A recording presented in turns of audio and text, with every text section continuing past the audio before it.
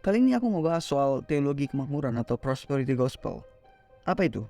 Simpelnya, prosperity gospel atau teologi kemakmuran adalah pemahaman bahwa tujuan Tuhan adalah untuk membuat pengikutnya, membuat kita makmur di dunia ini secara materi, baik itu kesehatan ataupun kekayaan materi, ataupun jabatan, ataupun ketenaran.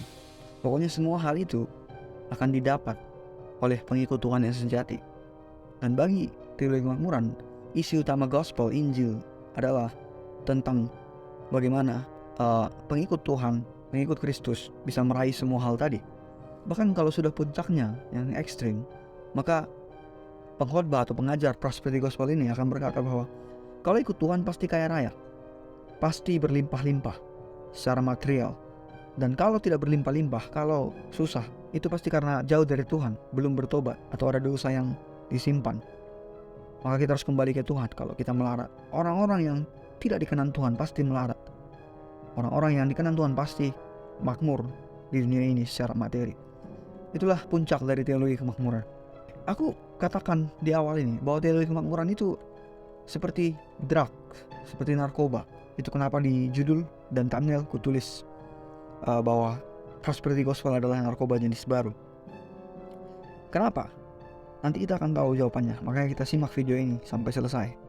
Yuk kita bahas.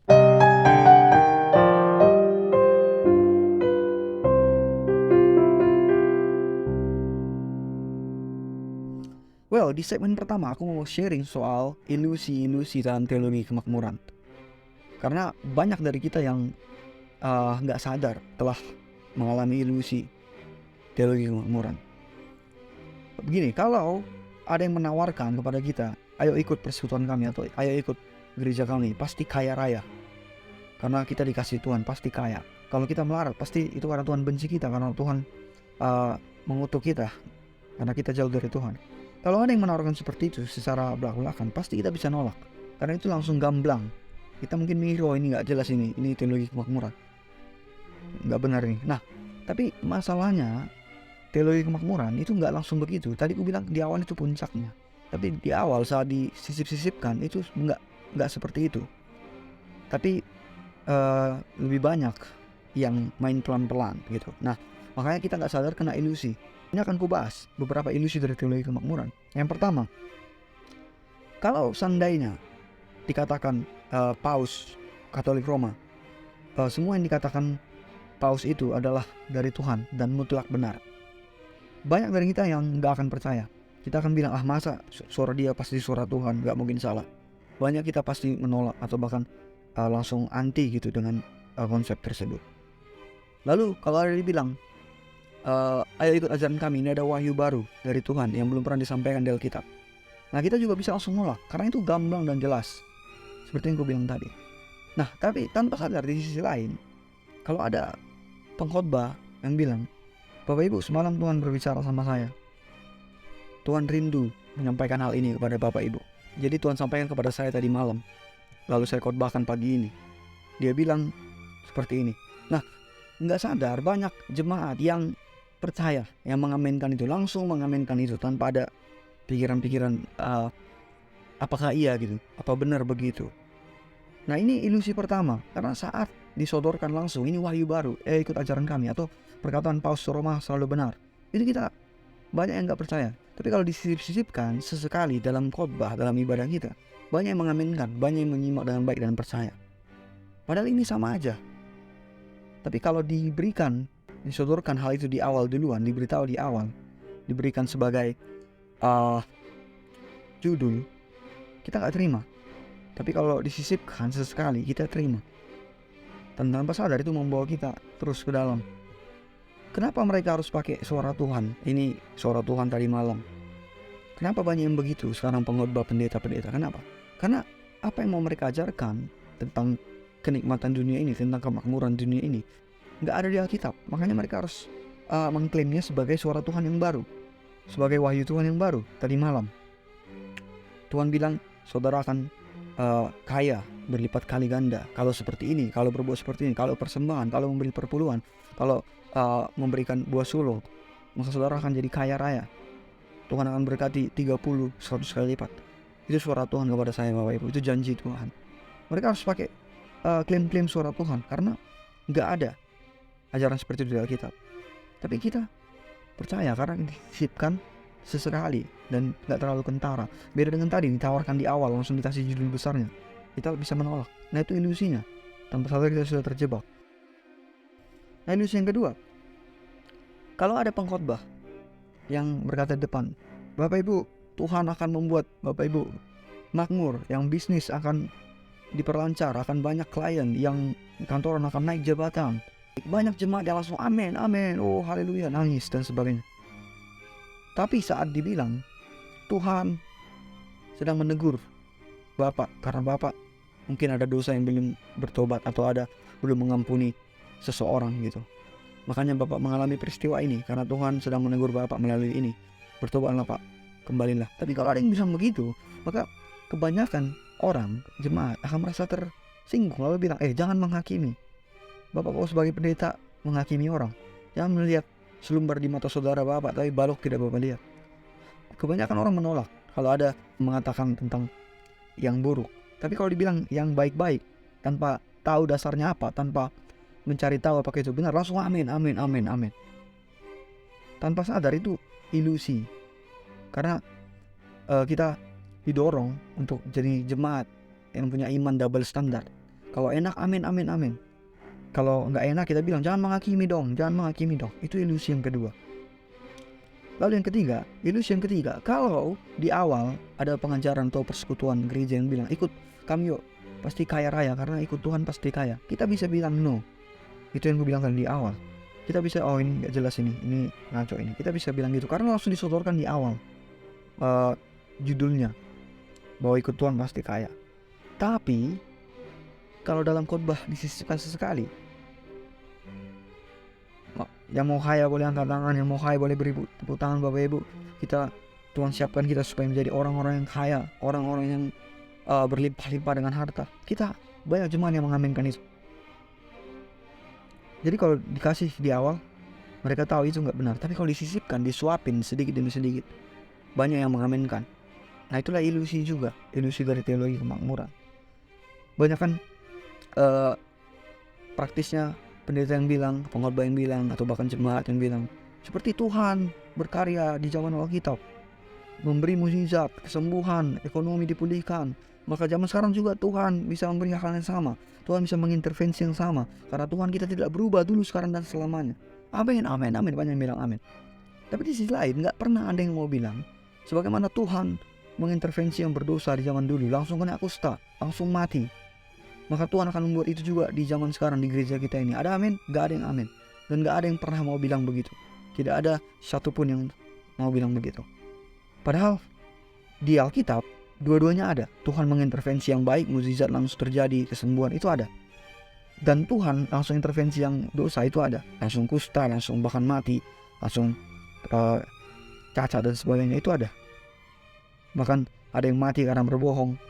Tapi entah kenapa double standar. Saat yang enak kita bawa konsep Tuhan kita adalah Tuhan yang sama dulu dan sekarang dan selamanya, maka dia juga akan menyembuhkan kita, membuat mukjizat, karena dia tidak berubah dari zaman Alkitab. Tapi saat yang gak enak kita gak mau bilang Tuhan masih sama. Kita maunya bilang, oh Tuhan tunggulah, agak ampunilah dikit, jangan langsung marah. Kalau kita bilang Tuhan langsung intervensi yang baik bagi kita, maka harus sama dong, harus balance seperti di Alkitab, seperti perjanjian lama. Kalau ada yang dosa langsung kena kusta. Tapi nggak ada yang mau bilang atau berani ngomong begitu. Nah, itu ilusi dari teologi kemakmuran ini. Tanpa sadar kalau kita begitu, kalau kita mendengar seperti itu, dalam gereja kita sudah itu konsep-konsep yang sering beredar, yang diajarkan, maka itu sudah termasuk prosperity gospel. Itulah ilusi-ilusi teologi kemakmuran. Nah tadi di awal aku bilang teologi kemakmuran ini seperti drugs, narkoba. Kenapa? Karena kita manusia kalau dibilang, nah ini pisau, gorok lehermu, kita gak ada yang mau. Tapi kalau dikasih narkoba banyak yang nerima, karena narkoba efek buruknya gak langsung di situ. Kita enak, nge-fly dan sebagainya. Tapi ujungnya juga kepada kematian, kebinasaan, kehancuran. Tapi banyak yang mau. Nah begitulah teologi kemakmuran masuk ke dalam gereja. Gak langsung bilang ikut Tuhan pasti kaya. Kalau miskin berarti gak ikut Tuhan, kalau miskin berarti jauh dari Tuhan, kalau miskin berarti dibenci Tuhan, dikutuk Tuhan, jauh dari Tuhan, banyak dosanya. Gak langsung begitu. Tadi aku bilang di awal itu puncaknya, tapi di awal-awal gak begitu, melainkan dengan ilusi-ilusi tadi yang sudah kita bagi bersama. Itu masuk pelan-pelan ke dalam gereja, masuk pelan-pelan. Kalau langsung dibilang ikut Tuhan pasti kaya, kalau miskin berarti gak ikut Tuhan, itu pasti langsung ditolak. Tapi saat pelan-pelan, disisipi pelan-pelan, disuapin pelan-pelan, dicekokin pelan-pelan, banyak jemaat yang mau, dan akhirnya banyak gereja yang terus memberitakan hal seperti itu. Akhirnya prosperity gospel juga. Kita diberkati Tuhan, amin, amin. Bisnis naik, jualan naik, naik jabatan, amin, amin. Itu prosperity gospel, itu nggak ilusi-ilusi ya, yang tanpa sadar sudah kita aminkan, sudah kita masukin ke hati kita, dalam gereja kita. Nah itu tadi beberapa ilusi dari teologi kemakmuran, bisa kita perhatikan teman-teman di sekitar kita. Oke, segmen kedua ini kita akan lihat alasan kenapa teologi kemakmuran enggak alkitabiah, enggak biblikal, bukan pengajaran yang, bukan Injil yang benar yang seharusnya kita ikutin dan percayai. Yang pertama, Yesus gak pernah mengajarkan hal itu atau menjanjikan hal itu. Yesus gak pernah bilang pengikutku akan kaya raya di dunia ini, tidak pernah menderita di dunia ini. Gak ada. Yohanes 6 ayat 25 sampai 27, Yesus pernah menegur orang-orang yang ramai mengikuti dia. Yesus bilang, ini orang semua ikut aku karena perutnya kenyang. Nah, Yesus tidak mencari pengikut yang seperti itu, teman-teman. Makanya dia menegur hal itu. Dan zaman sekarang itu banyak orang yang mau ikut Tuhan karena dijanjikan kekenyangan materi, famous, harta, tahta, jabatan. Makanya ikut Tuhan, makanya rajin persembahan, makanya rajin perpuluhan, karena dijanjikan. Itulah ilusi dari teologi kemakmuran tadi. Tanpa sadar kita sudah tenggelam di dalamnya lambat laun. Tapi Yesus sendiri gak pernah menjanjikan. Bahkan dia menegur orang-orang yang ikut dia karena kenyang, karena dikasih makan baru semangat ikut. Karena motivasi mereka sudah makanan, materi. Dan di ayat 27 Yesus bilang, carilah makanan yang kekal, bukan makanan yang dunia ini. Sementara teologi kemakmuran mengajarkan keenakan semua yang di dunia ini, kemakmuran yang di dunia ini. Jadi Yesus sendiri gak pernah mengajarkan itu. Itu jelas di Yohanes 6 tadi, ayat 25-27. Lalu seirama dengan itu, kalau memang katakanlah Yesus memang mengajarkan pengikutnya, menjanjikan pengikutnya akan makmur di dunia secara materi. Kalau memang benar begitu, maka para murid, para rasul, mereka adalah contoh dari pengikut yang gak dikasih Tuhan atau yang gagal. Kenapa? Karena gak ada satupun mereka yang jadi kaya raya setelah mengikuti Yesus. Setelah Yesus naik, setelah mereka memberitakan Injil, gak ada yang kaya raya, famous, terkenal, naik jabatan, dihormati dunia. Gak ada. Bahkan mereka semua dibenci. Mereka semua hidup dikejar-kejar, sengsara. Bahkan semuanya mati martir. Murid-murid pertama itu 12 rasul. Jadi kalau memang Yesus menjanjikan itu, kemakmuran di dunia, maka kita simpulkan murid-murid adalah pengikut yang gagal. Mereka berarti nggak dikasihi Tuhan. Mereka berarti nggak berkenan di hadapan Tuhan Yesus. Oke, mungkin ada yang bilang, kan Yesus janjikan dia datang untuk memberikan kelimpahan, memberikan hidup dalam segala kelimpahan. Iya benar, tapi ini nggak bisa diartikan kelimpahan seperti prosperity gospel, kenikmatan di dunia ini, kemakmuran di dunia ini. Tujuan utama Injil, Gospel, Yesus adalah untuk memenangkan manusia dari dosa, mengembalikan manusia kepada kemuliaan Allah. Bukan makmur di dunia ini, tapi di kehidupan yang akan datang. Itu yang Yesus bilang di Yohanes 6 ayat 25-27 tadi. Carilah makanan yang kekal, bukan yang materi. Rasul Paulus juga bilang, pikirkanlah perkara yang di atas, bukan yang di dunia ini. Jadi ayat itu gak bisa dipakai untuk membenarkan prosperity gospel. Nah, alasan ketiga, kenapa teologi kemakmuran gak biblikal? Karena di Matius 4 ayat 8-9, pas Yesus coba di padang gurun, dikatakan, kalau kau sujud menyembah aku, maka seluruh kemegahan dunia ini, kemewahan dunia ini akan kuserahkan padamu, menjadi milikmu. Nah, sadar gak sadar, tawaran untuk kemakmuran dunia, materi, famous, ketenaran, kemakmuran, kemegahan, kemewahan dunia, itu tawaran dari iblis. Tadi aku bilang Yesus gak pernah mengajarkan atau menjanjikan itu. Itu semua janji iblis, itu semua tawaran iblis. Contohnya jelas di percobaan di padang gurun. Jadi kalau sekarang ada banyak pengkhotbah pendeta gereja yang menawarkan seperti itu, sorry, Yesus gak pernah mengajarkan, melainkan itu justru tawaran iblis, ajaran iblis. Itu jelas di Alkitab. Lalu bukti terakhir atau alasan terakhir kenapa prosperity gospel bukan dari Tuhan. Di 2 Timotius 4 ayat 3, Paulus bilang, akan tiba masanya di mana orang-orang akan suka mengumpulkan guru-guru yang menyenangkan hati telinga mereka. Akan suka mendengarkan pengajaran yang hanya menyenangkan hati, menyenangkan telinga mereka. Nah itu puncaknya di zaman sekarang. Banyak banget pengkhotbah, banyak banget jemaat yang sukanya khotbah yang menyenangkan hati telinga dia. Nah itu adalah bukti bahwa itu pengajaran yang gak benar. Itu Rasul Paulus yang bilang dalam 2 Timotius.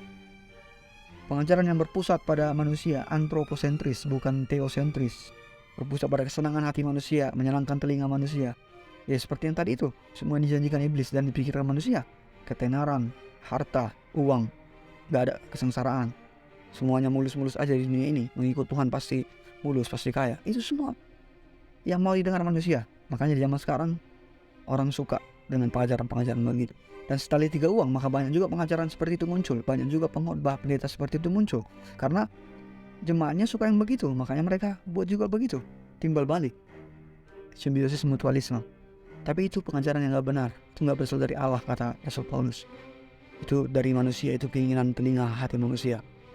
Nah jadi itu beberapa alasan dan bukti bahwa teologi kemakmuran, prosperity gospel, entah itu yang jelas langsung belak-belakan seperti puncaknya tadi, ataupun itu yang sisip-sisipan, ilusi yang udah kita bahas tadi, itu gak berasal dari Allah, gak berasal dari gospel Injil yang benar. Itulah beberapa bukti dan alasan-alasannya. Jadi teman-teman, seperti aku bilang tadi, prosperity gospel adalah drugs, narkoba jenis baru yang pelan-pelan kita nikmati masuk ke dalam diri kita. Pengajaran yang enak banget, kaya raya, makmur di dunia, dan akhirnya menuju kepada kehancuran, kebinasaan. Begitulah prosperity gospel ini. Enak sepanjang jalan, tapi gak berasal dari Tuhan. Tujuannya bukan Tuhan.